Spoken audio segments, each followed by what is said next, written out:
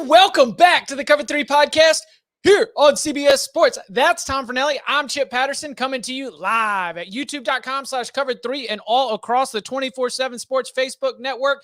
Thanks for hanging out. Go ahead and smash that like, smash that subscribe, jump on in the chat. We love the live feedback. We love being able to hear from you as we record the show. If you would like to participate, you can always get at us on Twitter, and you can always get in on the big old bag of mail. You leave us a 5-star review. You put your review in that question. You put your question in that review, and we will tackle it in a future mailbag episode. One thing that's exciting about that is that it's not just in mailbag episodes that we are able to acknowledge or even use some of your questions or suggestions, because sometimes they become their own segments. Today is one of those days. So here's what we've got on tap. We do have a little bit of camp buzz. We have some starting quarterbacks. We've got some quarterback battle news. We've got some incredibly significant injuries. Notre Dame, Texas, Clemson, Auburn, Ole Miss. We will hit on those in just a little bit. The AP Top 25 preseason poll is being released as we record right now. We will get to that either before or after the break with some of our instant reaction and analysis. And we've had a lot of BYU fans ask for BYU win totals. So we are going to make sure that we get all you Cougs, as well as Notre Dame fans, Cincinnati, Arkansas, and maybe a few others that stand out to us. Speaking of win totals, as we count down the days until the start of the season, there are 12 of them. We have been counting up how many games you're going to win this fall. We will have our win totals lock show on Wednesday, so be on the lookout for that. So let's start, Tom, with some of that camp buzz. And the headlines are incredibly buzzworthy. You were on duty this weekend, so naturally all of the stories decided that they were going to break at the same time. So let's start in South Bend with Avery Davis, a wide receiver who has dealt with injuries in the past and who has always been circled as a key to creating a spark in the passing game, something beyond just being able to target the tight ends, a real threat on the outside. He is out for the season due to a torn ACL. So before we get to Tyler Buchner winning that QB1 job for the Fighting Irish, and remember, huge game in the season opener as they do play against Ohio State in Columbus in week 1. What'd you make of the Avery Davis injury, and how does it sort of change the outlook? Obviously, save your win totals takes for later, but how does it sort of change your analysis and the way you look at this Irish offense? Take the Buckeyes. Okay, I mean, this right now. No, it's a big injury. I mean, this is a Notre Dame team that we already had. There were question marks about the receiver position going into the season on this offense. Like Michael Mayer, everybody knows who he is. He was the focal point of the passing attack last year. He is, the guy who, between the numbers and underneath, was their primary target. And what Notre Dame lacked, for the most part, was receivers, on the outside, guys you could put outside the numbers. Like they had Kevin Austin last year, but he's in the NFL now, and he'd always kind of dealt with injuries while he was at school. And Davis was, their primary slot guy. He was another underneath option, a guy that was able to, that defenses had to account for underneath, that opened up space for Mayer. He opens up space for, receivers on the outside. And without him, not only do you have to replace his production, because he was a very productive player for Notre Dame out of the slot, but now you've got, now somebody else has to step up, which weakens your depth chart a little further. You become a little more inexperienced. You've already got a quarterback who played in 10 games last season, but was not the primary starter and does not have a ton of everyday experience going in there. So new head coach, new quarterback, some inexperienced receivers. It's, I think, early in the year, it's a terrible time. There's never a good time to play Ohio State, but playing Ohio State with your first game of the year with all these question marks and now this injury heading into the season is not great for the Fighting Irish.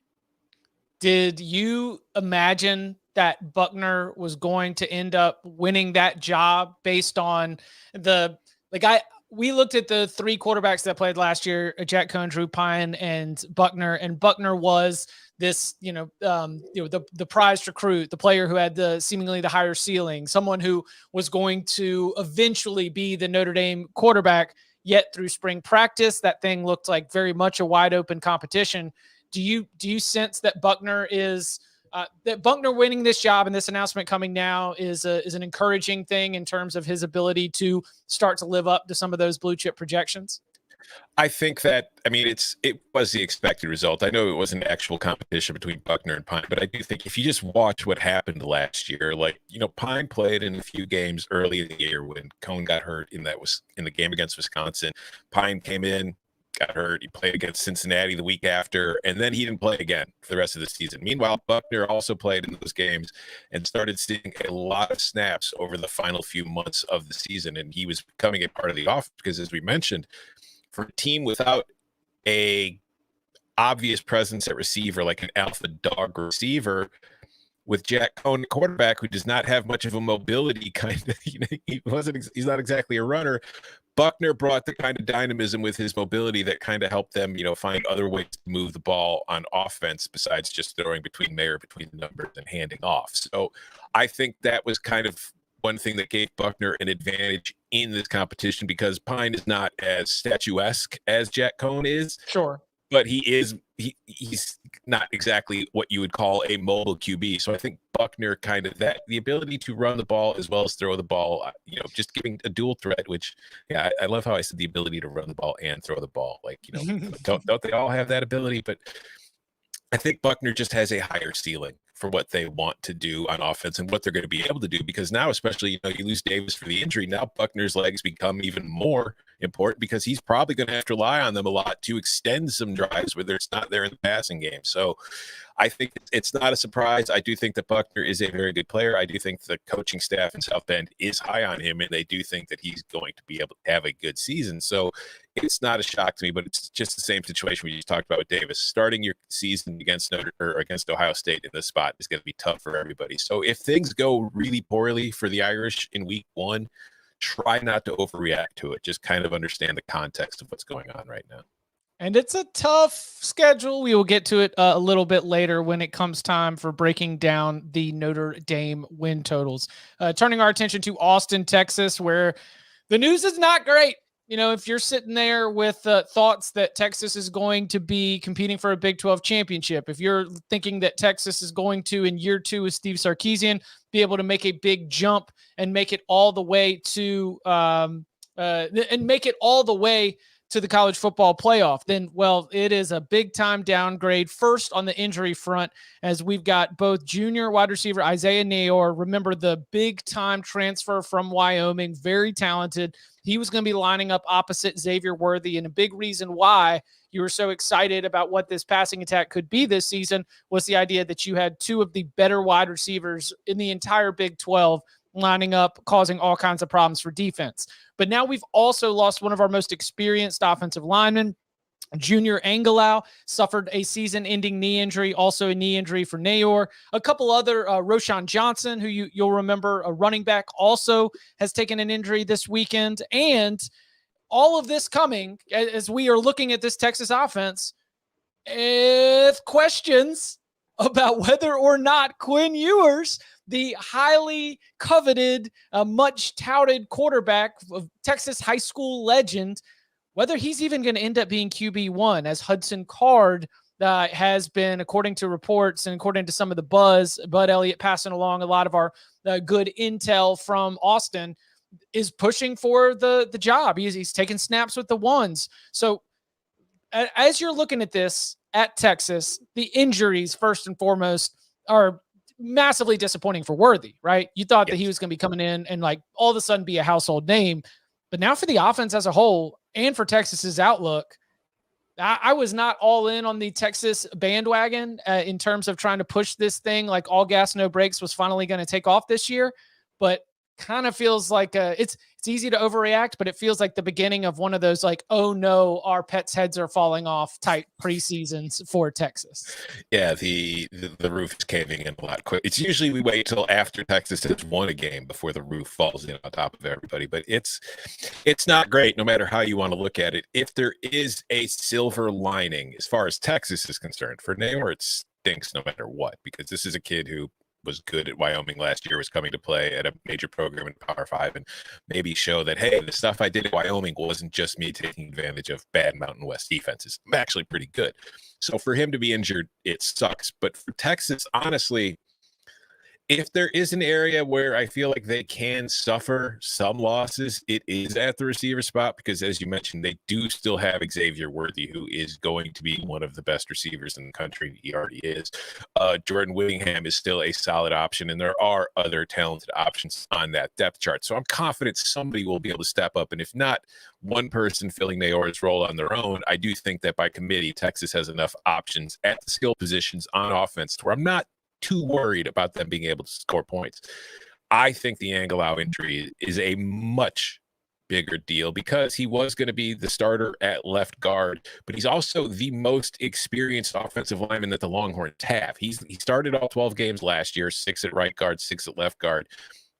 But with the guys who have moved on, he is the veteran leader of this group. And now behind him, you have, it looks like, I don't know for sure, but it looks like freshman Cole Hudson, who was a 4-star recruit, is next in line to take over for him.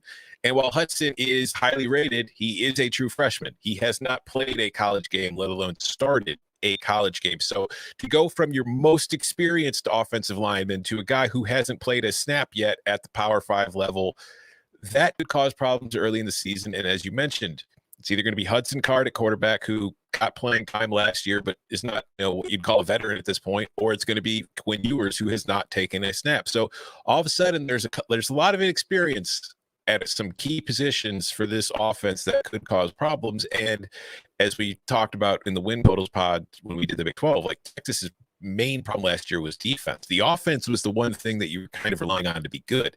This throws a little bit of a wrench in that the Texas offense could struggle more than we anticipated. And if that's the case and the defense doesn't really, step up and take over for that, there's a lot of high expectations for Texas going into 2022 because it is any college football season that has ever existed. But now there are more questions about whether or not the Longhorns are going to be able to live up to them. Without a doubt. I mean, if you were looking at that price to win the Big 12, pays out at something like 2-1, 3-1, something like that. Which is already ridiculous. Yeah, which we discussed on the Big 12 win totals pod. To think that you were going to be the 9 on there is taking into consideration a game against Alabama, and the fact that you're still one of the favorites says that the odds makers believe that a couple of losses in conference play is going to still be able to get you in one of those top 2 spots to win the Big 12. I'll say this. I think that Texas with Hudson Card could still be one of the top 2 to 3 teams in the Big 12, but you go from being able to take charge and jump to the front of the standings to needing everybody to beat up on each other and needing everybody to just sort of like play down to the pack, to have it just be one of those crazy seasons when at you start November, all the contenders have at least one loss, and then it's just going to end up on who has the tiebreakers. But if you are the Longhorns, the idea that this thing is not, if you are a Longhorns fan, the idea that Quinn Ewers is not grabbing hold of this the way that we thought he would is a little bit disappointing. And I will say it's disappointing just because I thought that Quinn Ewers was going to be such a fun story, such a big star. The playmaking within this offense I thought could be electric and something that a lot of fans would enjoy getting behind.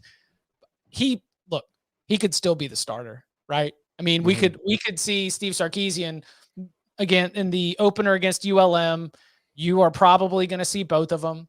Maybe Hudson Card starts in week 2 against Alabama, but then Quinn Ewers comes in as a change of pace.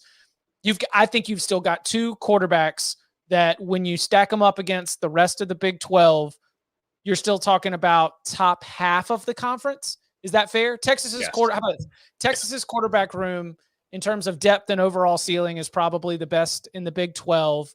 And if we're going to line up the quarterbacks, they're probably both in the top 6 or 7.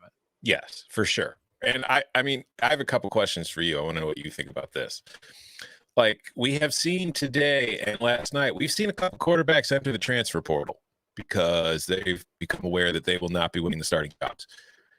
First, do you think there's any chance that this Hudson Card stuff is kind of floating around now because it's like we don't want him to enter the portal? And if something happens to Ewers, we want to still have him as our number 2. And also, if it's true and Card is, really pushing for the starting gig, is your initial reaction that, hey, that's great, Hudson Card must be playing really well, or is it, Quinn Ewers might be disappointing? I think that it might be a matter of, so first question, yes, without a doubt, you have to take into consideration with all quarterback battles that part of the calculus for any coaching staff is going to be trying to maintain depth, knowing that you are potentially going to lose somebody to the transfer portal.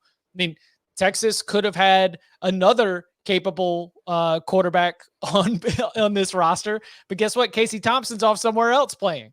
Like this is they are very aware of how thin things can get if the quarterbacks start to leave. So yes, it is a potential, but I also could see it being a situation where Card, who at his best has looked, pretty capable, and again was a blue chip 4-star guy, one of the top 10 players coming from the state of Texas. The idea that he would be, answering the challenge, and the idea that he would be raising the bar and bringing the competition, I think that should say, hey, that's great. Hudson Card is playing very well. And I also think that it could be a motivation tool for Quinn Ewers, where you want to make sure that somebody who maybe, I'm going to overstep my bounds here, but when you are the extremely highly touted quarterback recruit and you reclassify and you go to Ohio State and there's the whole NIL deal as a freshman, and then you immediately turn around and you go to Texas, and I could see there being a potential that if you believe this job is locked up, there might be just too much confidence in a way that might alert the coaching staff to be, hey, we got to light a fire under this guy. So yes, I do think that it's a potential that they are trying to keep Hudson Card from transferring. I do think that there's a potential that Card could be playing well, but that other piece is what I'm also looking at, where they also just might be trying to massage this quarterback battle a little bit just to make sure that they get to where they want to be at the end, which is Quinn Ewers 100% dialed in, playing some of his best football when they need it in week 2 against Alabama. Just my hunch. All right, let's turn our attention to Clemson for some more camp buzz. Xavier Thomas is going to be out for an undetermined amount of time officially. Reportedly, we have seen anywhere from 4 to 6 weeks. Again, not confirmed yet by Clemson. Dabo Swinney, when asked about it, went right to talking about what a great spring, what a great offseason, how great Xavier Thomas had done in terms of getting himself ready. Now, it is true that, as we have discussed here, that Clemson has, with Xavier Thomas, with KJ Henry, with Tyler Davis, like all of these all conference caliber former 5-star players to go with the Brian Brzee and the Miles Murphy that we're used to, and that are, really looking to have a major impact here in 2022. So yes, there is depth at that position. Did you have any alarm, though, looking at Xavier Thomas getting carted off the field and the potential that the Tigers might not have him for the first part of the season? I mean, yeah, there's always concern because, you never want to see anybody getting carted off, because typically if you can't walk off on your own, that's not a great sign, but it also could have just been precautionary. But he's also just a very good player, and as talented and as well as Clemson is recruited on the defensive line, you still don't want to be losing anybody, because part of what makes Clemson so good is the depth that they have on the defensive line. The fact that they have a great player who they can then rotate in and keep fresh throughout the course of a game and throughout the course of the season to continue giving them the advantage. So if this injury is serious enough to keep Thomas out for any extended amount of time, it hurts Clemson, who is a team that defensively we're probably pretty sure is still going to be fine, but offensively already had plenty of questions coming off of last year, and they can't really afford a drop off on the defensive side of the ball with all the questions they have on the offensive side. So it's definitely an alarming injury, and one that we should probably be tracking. Yes. I'm going to say disappointing, just because Xavier Thomas has had a little bit of an up and down career. Flashed as a freshman. He was in Dabo's doghouse for a little bit. Then he got, I believe he had some health issues. He's had trouble, staying fully fit, staying fully active, and his commitment and recommitment to this program over and over, when he could have transferred out, when with his athletic ability, maybe he could have looked to try and, go to the NFL draft and just, wow everyone with what he could be coming off the edge. He has continued to try to get himself better, to try to continue to help this Clemson program. So for him to miss some time, it stinks for Xavier. That was my first part. It's like, man, well, this stinks. But, and there's the other part of it. The biggest games on Clemson season for my money, are in November. So if some of the reported timetable is correct, and he can be back from Notre Dame in South Bend, and he can be back from Miami when the Hurricanes come to Death Valley, and then obviously for the ACC championship and any sort of postseason beyond that, then what you are getting back is you're getting back an all-conference caliber defensive end with a ton of experience and a lot of ability. And as long as there's no further complications, and if the reported timetable of about 4 to 6 weeks is confirmed or does end up playing out, then at least you do have the depth that you're talking about where you can handle it from here on. Like the NC State game on October 1st is the toughest game early in the season, but then the rest of the toughest challenges, for my money, at least, are in November. So it's like, as long as they can be all good by the start of November, then I think Xavier Thomas can still play a role in trying to help the Clemson Tigers win an ACC championship. Auburn, do you think TJ Finley's about to beat out Zach Calzada? Apparently. I mean, it could be another don't enter the portal situation, but I do, because from what I had heard, like, I thought Zach Calzada was doing pretty well in camp, and he was kind of taking the reins, or at least taking, getting a nose on the starting job, but maybe Finley has been playing well in recent weeks to take the starting job back. I feel like I mentioned it in the Auburn, in our SEC West win total pods. I feel like Zach Calzada is a very good quarterback for what Brian Harson's teams typically do on offense. So if Finley is playing well and kind of earning his spot in the job, I feel like that's probably good news. But I also, again, everything we're hearing about quarterbacks right now, about all these backups who, hey, you think they don't have a shot at the job, but actually they do, coming around at the same time as a lot of guys are entering the portal, it's like you kind of have to just like question it a little bit. But TJ Finley played a lot last year, so he obviously knows the offense. He's got experience in it. So to think that he's got taking advantage of it and earning a starting job is not entirely out of line. And it's not like Zach Calzada is a world beater. So I can't doubt that it's possible. I'm always a little skeptical about all these reports right now. Okay, so what about Jackson Dart? Jackson Dart reportedly had a really good scrimmage and might be moving ahead of Luke Altmaier. I tend to look at that one and think that might not be transfer defense. Luke Altmaier, I believe, like, he's a program guy, somebody who's I wouldn't imagine is going to be looking to see the door out. Then Jackson Dart, having already transferred once, is he going to go and hit the reboot button again? I looked at the Jackson Dart. This is, again, coming from Bud Elliott, 24/7 Sports. Always keep your eye on 24/7 Sports for some of the best in terms of training camp intel. I look at the Jackson Dart not as being not as being meddling by trying to make sure that the word gets out or that Dart doesn't transfer. That is a good sign, and that the Rebels quarterback with the highest ceiling might be finally putting it all together, where coming out of spring practice, that wasn't necessarily the case or the belief. Yeah, I don't think you have to worry about Altmaier transferring. And I also think, Jackson Dart is a good quarterback. So if he got off to a slow start, transferring to a new school, learning a new offense, and did not play well in the spring game, or at least did not play as well as Altmaier, and now he's picking things up a little bit and getting a bit better at it and performing better in the scrimmage, that's not going to shock me. But another thing we should also keep in mind too, like, not just the transfer portal, but it's the first week of the season. Sometimes coaches don't want their opponents to know who the starting quarterback is going to be, depending on whether or not those two quarterbacks maybe have different skill sets. So that way it forces opponents to prepare for two different possibilities. But I do think that, I like Dart. I like Dart at USC. So if he's taking the starting job from Altmaier, it's not going to surprise me at all. I do think he's a very talented player. But the funny thing is, Dart, Altmaier, I know Ole Miss has been a team that's been throwing the ball all over the field the last few years. Wouldn't be surprised if no matter who the Rebels quarterback is this year, it's going to be Zach Evans, who's the star of the offense. Oh, well, if Zach Evans, there's never been a doubt, based on, like, even in the small sample size of his college career, when he has been active and he has been in the lineup, the explosion of the former 5-star running back is absurd. So here was my note here on the Ole Miss starting quarterback position. It doesn't matter. It doesn't matter till October 1st. Because again, like with the Clemson situation, we're in the middle of August. You got to start to think about what these timetables are, what the pressure is going to be.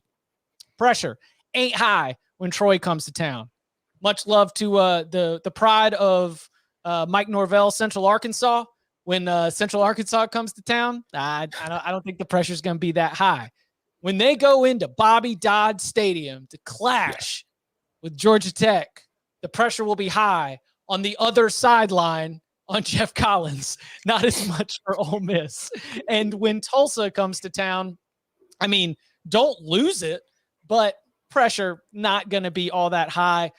This quarterback battle, Jackson Dart wins it, that's cool. Luke Altmaier wins it, that's cool. There will be opportunities for both of these quarterbacks to get in. And like you mentioned, maybe it is Zach Evans that's the star. The first game that I would say, by the way, October 1st, their SEC opener against Kentucky at home.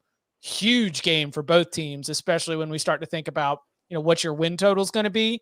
It will decide whether Kentucky is a football school or a basketball school. So, oh yeah, you had to write about that too. You had all the fun this weekend. Thanks, Cal. So what you make of that? Before we'll hit the break, and then on the other side we'll do the AP Top 25 reveal and sort of instant reaction. So what that about?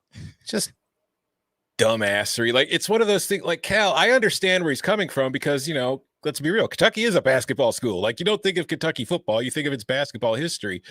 And he was just trying, he's frustrated because he's trying to get money to build a new basketball facility, and he's kind of ticked off, and he's just saying what he's got to say to get it done. But don't go disrespecting the football program, who frankly has been kind of better than your basketball program the last few years. Like, I don't remember Kentucky football losing to St. Peter's in the first round of the NCAA tournament. And I also think, like, Mark Stoops, I think, did a good job of covering that when he responded, said this wasn't a program born on third base, which is a way of saying, Cal, you inherited one of the best programs in the country. I took over a team that was 2-10, and I've got us winning 10 games a year and going to major bowl games. So I think it's dumb. I think Cal probably should have thought that through a little bit, but I also understand his frustration. But at the same time, that money that's probably going to come to help build your basketball facility, it's not the SEC basketball contracts that are going to be paying for it. They went 9-16 in 2021. They got bounced from the first round by St. Peter's in 2022. John Calipari is entering the 2023 season like, I'm not going to say this. The Eye on College Basketball Podcast with Gary Parrish and Matt Norlander will have you covered on all these things, and they will be buzzing about this. There will be no way to go wrong talking about Kentucky by the time you get to the college basketball season. But yeah, I wouldn't be poking the bear that is Mark Stoops, who's just sitting here cashing checks and rolling out 8 to 10 win seasons every single year. And let's be real, Cal might be feeling a little insecure because, like, if you think of the way that Kentucky fans who probably, basketball, football, Mark Stoops is probably higher thought of right now at the moment for what he's doing for football than fans are with Cal, who has done a great job still producing NBA players. But like you said, Kentucky's trying to win national titles. They're not just trying to send dudes to the NBA, and they're not trying to lose in the first round to St. Peter's. Coming up on the other side, the AP Top 25 preseason poll is out, and there's a team that got a first place vote in the coaches poll that didn't even crack the top 25 of the AP poll. We'll get into our takeaways from that, plus our win total breakdowns for Notre Dame, BYU, Cincinnati, Houston, and more next. Now streaming. Celebrate South Park's 25th anniversary with performances by Primus, Ween, and Trey Parker and Matt Stone. Can everyone hear me, okay? South Park at Red Rocks, the 25th anniversary concert. Now streaming on Paramount Plus. Peloton is not just about bikes and treadmills. It is about a community. It's about a team of instructors that's ready to motivate you. It's about others in this community that can help motivate you. There are literally thousands of classes and so many people. You can get in strength training. You can get in yoga. You can do running, boxing. It's the perfect non-judgmental space to experiment with new types of movement at a level and a pace that feels good for you. If you're super busy, it doesn't matter if you have 5 minutes or if you have an hour. If you want to do it first thing in the morning at the crack of dawn, or if you like to get in that evening burn, there's always a Peloton class that fits into your day. Maybe you're trying to get some upper body strength. Maybe you want to get in a run. Peloton allows you to be able to choose when, how long, and what kind of workout is going to be able to perfectly fit what you are trying to get out of the experience. Tom, how have things been going, and what have been some of the classes and the instructors that you've enjoyed recently? Well, I love being on my Peloton, and you mentioned the fact that they offer classes with different lengths to make sure that no matter how much time you have, there is a class for you. Well, we are going through the process in my household of preparing to move, which means we have been very busy packing things up and getting ready, which means I don't have as much time to get on the Peloton as I would like. But thankfully, I'm still able to get on because I can hop on a 20-minute metal ride with Kendall Tool and kill myself for 20 minutes doing 25 miles an hour the entire time. So my legs are very sore right now, but the fact that I'm able to fit that in 20 minutes, get a nice 5-minute post-ride stretch in afterwards, and then be able to go on my day throwing stuff in boxes to prepare for the move, which of course, one of the things that I'm taking the most care of for the move is my Peloton bike, because it is crucial to me and I absolutely love being on it, because if I didn't have it, I wouldn't be able to fit into tight soccer shirts like this. Hey, Forza Napoli sempre. All right, listen, go. He mentioned the metal ride. There is just so many different options for the kind of music that you want. And music is so inspiring when you're going through your workout. You might be in the mood to blast 90s hip hop. Well, guess what? There's a class for that. If you want to get through after a bad day of work and just grind it out to some power ballads, well, there's a class for that. There's a Pride Month playlist that gets your blood pumping. Whatever you're into, Peloton has the music that will get you moving. It's motivation that moves you anytime, anywhere. And you can try the Peloton bike or tread just like Tom. You can do it risk-free for 30 days. To learn more, go to onepeloton.com. That is OnePeloton.com. Onepeloton.com. New members only. Terms apply. Once again, try the Peloton bike or tread risk-free for 30 days. Go to onepeloton.com. All right, let's pull up the AP top 25 poll. No major surprises at the top, as it does match a lot of what we've seen from other preseason rankings, including the coaches poll. Alabama, not just number one, but an overwhelming number one with 54 of the first place votes. Ohio State coming in at number two with 6 first place votes, and Georgia, the reigning national champions, in third place. 1, 2, 3, again, falling in line with what we're used to. There are no rogue first place votes like we had with the coaches poll. In fact, that Texas first place vote was not only not there, but Texas did not even crack the top 25. You see Clemson, Notre Dame, Texas A&M, Utah, Michigan, Oklahoma, and Baylor round out the rest of the top 10. Oregon, Oklahoma State, NC State, USC, Michigan State, and to get you through 15. Then Miami, Pitt, Wisconsin, Arkansas, Kentucky to the top 20. Ole Miss, Wake, Cincy, Houston, and BYU.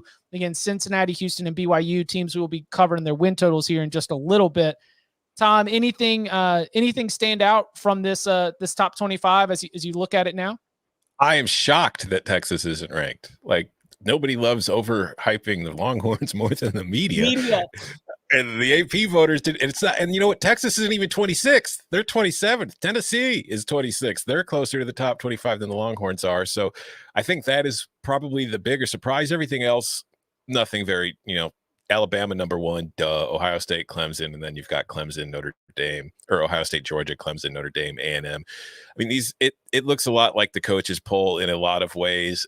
It's going to be interesting to see how closely this resembles the poll at the end of the year, because I feel like I don't know if there's going to be that many ACC teams ranked in the top 22 as there are currently right now. I don't know if there's going to be as many Big Ten teams ranked as highly as they are right now. It's a good poll. I think it's a sensible poll for where we are. But yeah, the biggest shock is definitely Texas, not even ranked yet. Miami still 16th. So well, yeah, it was USC, Miami, and Texas. That was what, like, Tom, you did a great job of highlighting it. And I have, I've given you a shout out because it's always good to promote the podcast, but I've used that around on radio hits and in discussions with people. It's like, yeah, I mean, once you get past the top 12, you just look around and you're like, okay, is it now okay for me to put the teams that are back?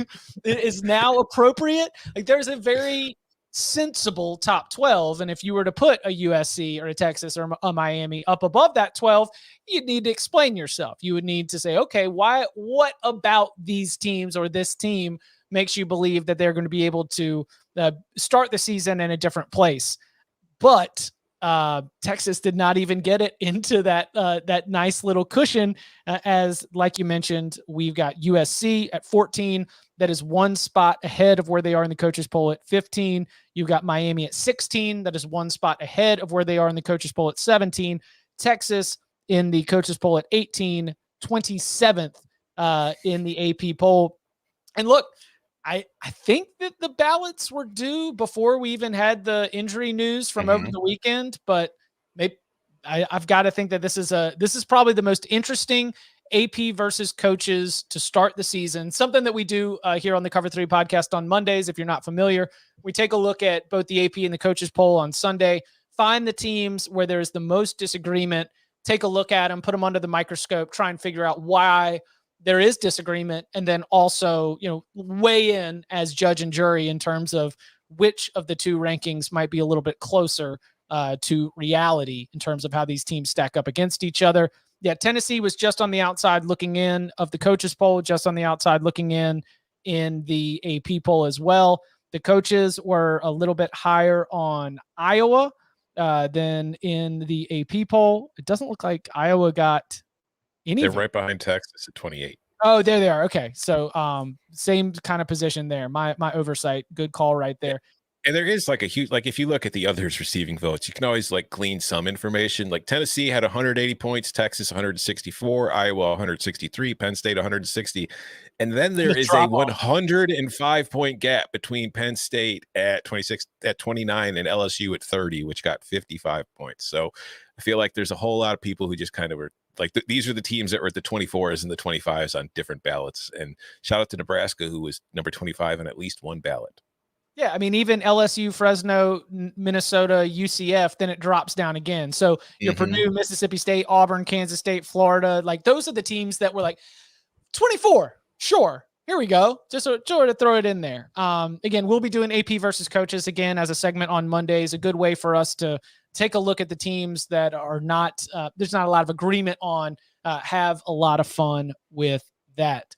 All right, we've gone through all of the Power 5 conferences. And if you don't hear your favorite Group of 5 school here in the next couple of minutes as we're breaking down some they of these stink and we don't like them, then pay attention to the win totals locks. It could be coming there as Tom, myself, Danny, and Bud will be sharing our full card of win totals locks. That, again, scheduled to come up on Wednesday. But we're still going to give them the counter them up treatment. So we turn it over to the general manager of Vanderbilt football. As much as I think it's the under is a safe play, like I can't even. Count them up. Count them up. How many kids are going to win this fall? I can't fathom 8 wins. How many kids are going to win this fall? I just can't. I don't see it. It's not on there. It's not the schedule I'm looking at. Unless there's another schedule somewhere. The Notre Dame Fighting Irish have an over-under win total at the Caesars Sportsbook of 9 wins. That's minus 125 to the over, minus 105 to the under. They've got a road schedule that includes, as we have mentioned, starting in Columbus against Ohio State. They also, in late September, will be going to North Carolina. Road trips also to Syracuse, to Navy, and then at USC at the end of the season in the Coliseum. Home schedule, we've got Marshall coming to South Bend, Cal, Stanford, UNLV, a huge game against Clemson. Boston College, also late in the year, will be coming to South Bend. The neutral site game is going to be against BYU. That is the Shamrock Series game. That will be in Allegiant Stadium in Las Vegas. And obviously, we've got Tyler Buckner as our QB1. That is answered. We've got No Avery Davis. We've got one of the best tight ends in the country. We've got a defense led by Isaiah Foskey that should be very good, especially under the guidance of Marcus Freeman. We've got Notre Dame, a team that has in both of these rankings that we've just talked about, the AP and the coaches poll preseason, number 5 in the country. What are we doing with the win total of 9? The injury to Avery Davis clearly affected this just before we got to this show, but I think push is probably the right answer. And I think, you look at their schedule, they play 3 road games, like true road games. The first game of the season and the last game of the season. In the 10 games or 4 road games, I'm sorry. In between, they only have 2 true road tests, at North Carolina on September 24th and at Syracuse on October 29th. Everything else is either at home or at a neutral site, which I think you have to give Notre Dame an advantage for. Like, getting Clemson at home is big, better than being at Clemson, but I still think 9-3 is far more likely. And if I'm forced to take a side, I'm leaning under before I lean over. Under. Yeah. I think that going 10-2 against this schedule means it's that hard. Yeah, yes. It means a lot has gone right. It means we have not had any hiccups. It means we have not had any setbacks. It means that you've maintained good health at the quarterback position. It means that you've maintained good health elsewhere. It means that an offense that has not, like, an offense that has been effective but not overwhelming. Is that fair? It's effective but not overwhelming. Has found a level of explosiveness or a way to really stress opponents, because relying on a very good defense, relying on an offense that is going to be, again, effective but maybe not explosive is going to be good enough for you to be able to beat most of the opponents on your schedule. But to go 10-2 when, like you mentioned, we got Ohio State, North Carolina, USC, and BYU, 4 games all away from home that are going to be very difficult. Clemson coming to town, a game that is going to be extremely difficult.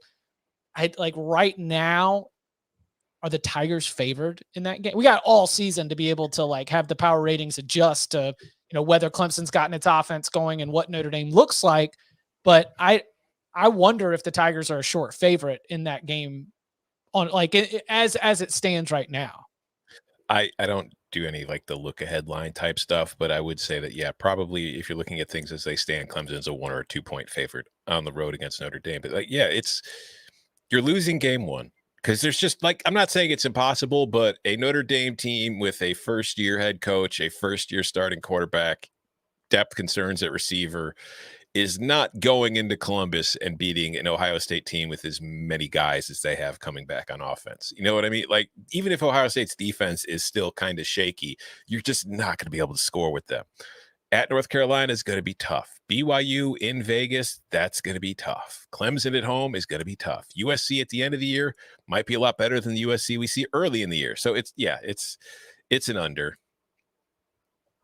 How many games are going to win this fall?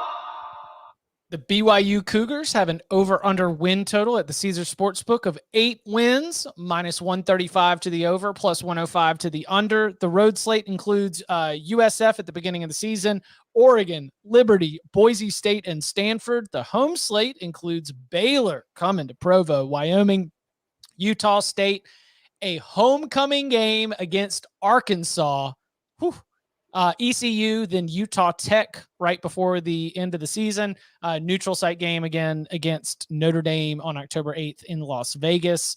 We've got Jaron Hall back. We've got to replace Tyler Algier, but we've got a really good offensive line still. And I kind of think that is what at the core of what Kalani Sitake wants to do and what he likes to get out of his offenses, which have maintained a very impressive clip even after the departure of Jeff Grimes, who went to that Baylor job. So 8 wins. What do we think here for the Cougs? I think we know by mid-October. You look like the schedule is very much front loaded with those games. I'm leaning over. I've got them at about 8.6 wins, which is pretty well over, the 8 there. I just look at the schedule. I think USF on the road, that's going to be a win. I don't have high expectations for South Florida. I think Baylor in Provo is a very winnable game for the Cougars. I think that's kind of a coin flip. I think Oregon on the road is tough. I think Wyoming is going to be a win because Wyoming lost just damn near everybody that was important to that team to the transfer portal. Then the week after they play Wyoming, they're playing the Utah State team where most of those Wyoming players transferred. And I think that's a tough game, but getting it in Provo, I think, is important for the Cougars. So I'm looking at a team right now that could be 4-1 after 5 games. Probably 3-2, but 4-1, very much in the range of possibilities. Notre Dame in Vegas, we just talked about it. I think that game, I think Notre Dame's going to be favored, and they should be, but I don't think they're a heavy favorite in that one. I think BYU's got a pretty decent chance there. Arkansas is a team we talked about when we did the SEC West, where I think is going to still be good, but I just don't think. I wonder about how they're going to replace guys like Traylon Burks, and I think defensively they're a little too bend but don't break. And last year they were really good at not breaking, and can they maintain that? So I think Arkansas coming to Provo, that's closer to a coin flip than anything. And then you get that last half of the schedule at Liberty. I really don't know what to expect of the Flames now that Malik's gone, and what, like, I still think the offense is going to be fine, but can it be as good as it was? ECU and Provo, that's BYU. At Boise State on the road, that's going to be tough. Utah Tech, whatever, and then at Stanford to finish. So there's no real game where I look at on here that I say is a definite loss. Like, BYU could win any of these games, and there's some of them that it's capable. Oh yeah, I was gonna say you could go 10-2. Yeah, that's what I'm saying. It's like Oregon. I feel like Oregon on the road is the toughest test that they have, and even that is not out of question for BYU. Arkansas in Provo, Baylor in Provo. Like you mentioned the Oregon game, especially near the start of the season, but some of the toughest games on this schedule are either home or neutral, and that is a great recipe for BYU to be able to put this thing together. I feel like you get a push potentially, but 9-3 is a very realistic possibility. I feel like it is more realistic than 7-5. You know, if Stanford does get it together, if Boise State has a really good season, then you might end up sweating this down the stretch of the year. But like I mentioned, I don't think that we're hinging the success of the offense or even the success of this team on any one single player. So even some of those potential coin flippy type games later in the year, I don't need to have, I mean, you can't have massive injury issues, but you've got to at least, you can even have a couple nicks or knocks along the way. Shout out soccer. And still be able to, still be able to be in a winning position on that game. So yeah, I'm with you, man. I'm going over on this, and I would not be surprised if we look up at the end of the year and BYU is going to go into the Stanford game, go into some of those late season, some of those November games with a chance to put themselves in a position to have a double-digit win season, which would be absolutely huge for BYU, especially as that program prepares to make its transition to the Big 12. Mm-hmm. Count them out! Speaking of making that transition to the Big 12, that's what's happening for our next two programs. The Cincinnati Bearcats, fresh off a college football playoff appearance. They've got an over-under win total of 9.5 wins, -115 to the over, -115 to the under. They also play Arkansas, but they have to go on the road. They start at Arkansas. They also have Miami of Ohio on the road, Tulsa on the road in conference play, SMU on the road, UCF on the road, Temple on the road. At home, you get Kennesaw State, Indiana, USF, ECU, and Tulane. We no longer have Desmond Ridder. We no longer have Sauce Gardner. We no longer have Kobe Bryant. You do still have a pretty good portion of the offensive line, and the defense has been built up with a lot of depth under Luke Fickell over the last couple of recruiting cycles. What are you doing with 9.5 for Cincinnati? I'm going under. Yeah. And I feel pretty decent about it. Like you mentioned, like Desmond Ritter's gone, Sauce Gardner's gone, Kobe Bryant's gone. This is a team that had 9 players selected in the NFL draft during the spring, which kind of helps explain how Cincinnati went undefeated and reached the college football playoff from the group of 5 level. Like, it's a very talented team. And last year was sort of the culmination of veteran experience and talent leading them, and a schedule that they were able to, get resume wins from. But as well as Luke Fickell has recruited and developed at Cincinnati, I think it's just common sense to think that the Bearcats are not yet a program that could lose all of that and then just come back and replace it and keep playing at the same level. And going 10-2 is very difficult to do. I think Arkansas, they're probably going to start the year with a loss on the road at Arkansas. So now could you only lose one game for the rest of the season? Because that's what you would have to do to get to the over. And I look at some of these road games. SMU, I think, is a team that's going to be pretty good in the American. Cincinnati gets them on the road. The very next week, they're going on the road again to face a UCF team that is in the second year of Gus Malzahn, which I think is going to take a step forward. There's too many potential pitfalls on this schedule for me to think that Cincinnati's getting through without probably losing 3 games more often than it loses 2. But I also think this is still a team that could not easily, but that could end up finishing as the top G5 team in the country in the college football playoff rankings and get that New Year's 6th berth. There's still plenty of talent there. It's just, I think realistically, you should lower your expectations for the Bearcats a little more this year. Cincinnati can still win the American Athletic Conference. I agree with you there. I don't know, and we'll get to Houston in a little bit, but if they can't beat Arkansas, I don't know if the Indiana win has the cachet that it did last year, based on what Indiana did last year. You know, if Cincinnati's going to really flirt with being the highest ranked Group of 5 team, then we'll talk about Houston in a little bit. App State's going to have a shot against North Carolina. Like there are other conference championship contenders at the Group of 5 level that are going to get opportunities against Pac-12, against ACC, against Big Ten teams, and they're going to need to take care of business, I think, against Arkansas, because I don't know if the Indiana win is going to do it. I do think that if you're looking at the home schedule, all those games are probably wins: Kennesaw State, Indiana, USF, ECU, and Tulane. But you mention it, Arkansas, SMU, and UCF. Those are 3 of the tougher games that you've got on your schedule. They are all going to be on the road. And to be able to get to 10-2, then you need to be able to get one of those, and also not slip up against Tulsa, and also not allow one of the more dangerous teams on your home schedule, Indiana, ECU, or Tulane, to jump up and get you. With all the turnover that you have, which includes offensive coordinator as well, as Mike Denbrock.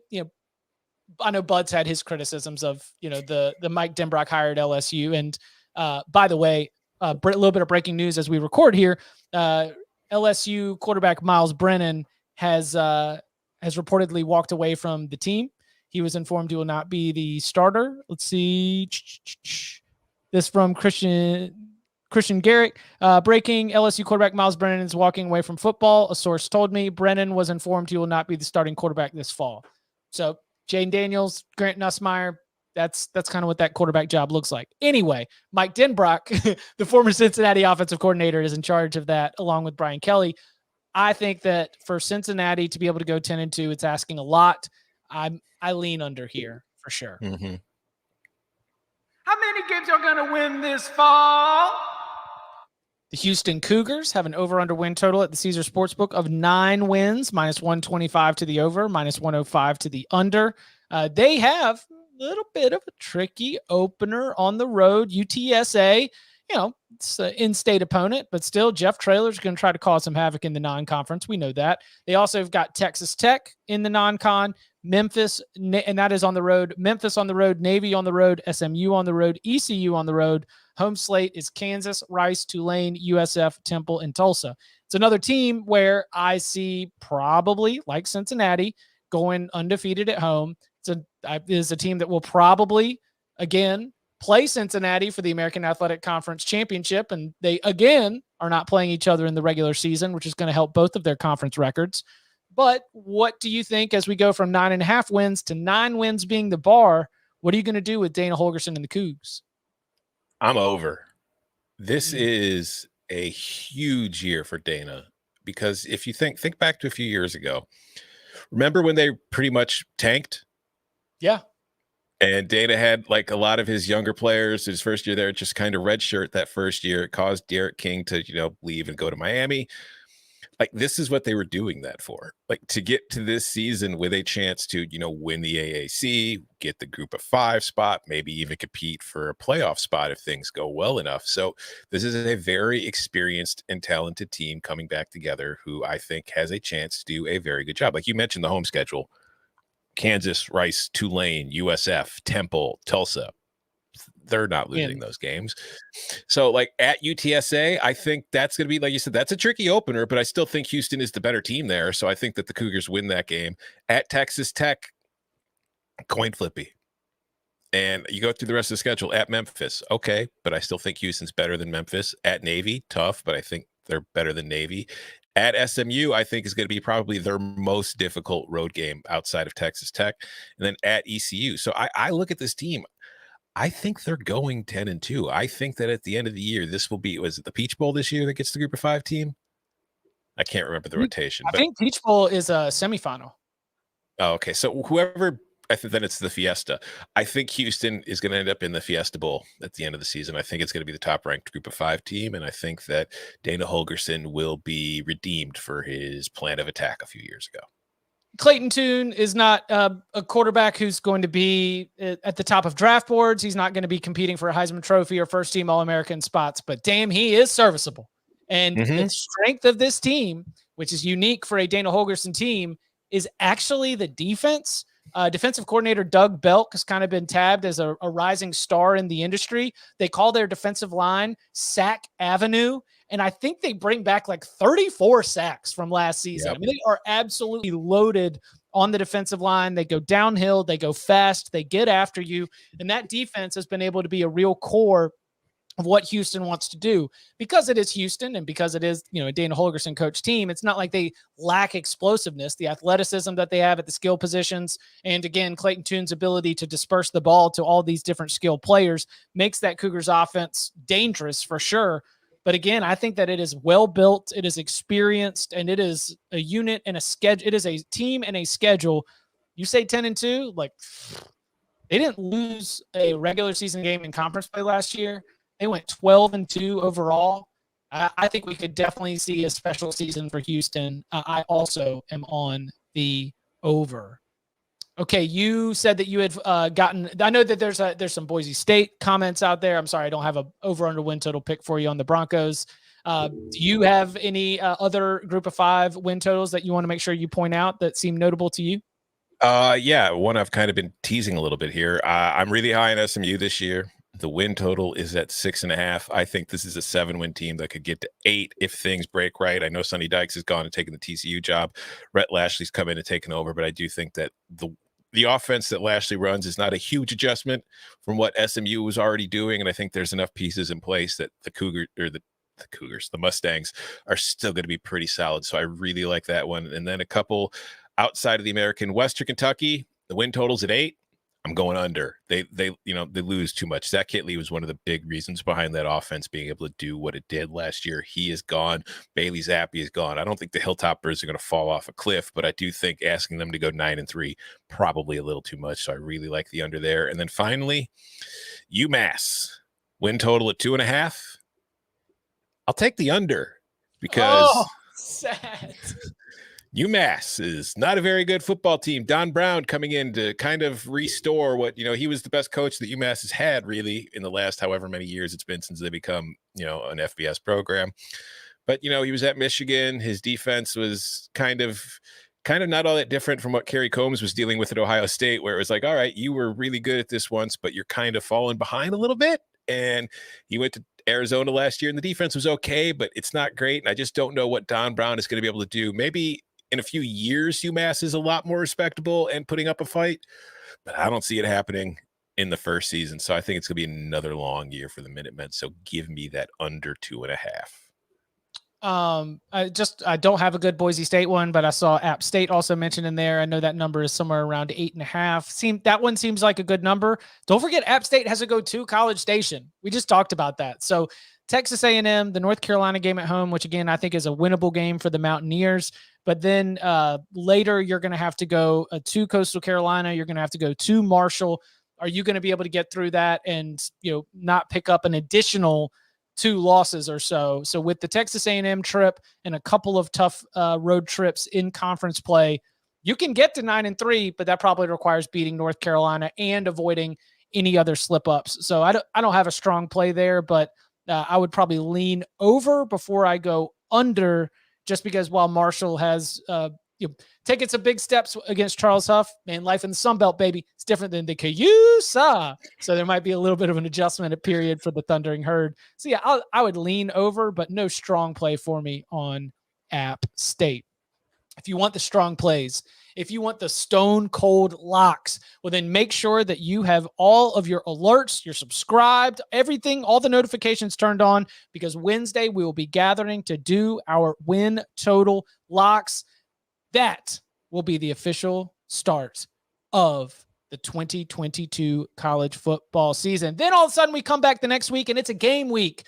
We will be doing week 0 storylines, week 0 locks. You know, we've got you covered. And even our first Saturday reaction show will be on that August 27th. It's a very, very exciting time. Thanks for you to ride along with us. One last piece of housekeeping before we get out of here. Starting on August 22nd, Monday, 1 week from today, we will be having a standardized showtime, trying to make it easy for all the audience that likes to watch us live, likes to participate live. 11 a.m. Eastern time, Mondays, Wednesdays, and Thursdays. Again, you know that reaction show on Saturdays moves around a little bit based on the schedule, but starting on August 22nd, Mondays, Wednesdays, and Thursdays, 11 a.m. Eastern time will be your time to get locked down with Cover 3. You can follow him on Twitter at Tom Fornelli. You can follow me at Chip_Patterson. Tom, thank you very much. Thank you. And sorry.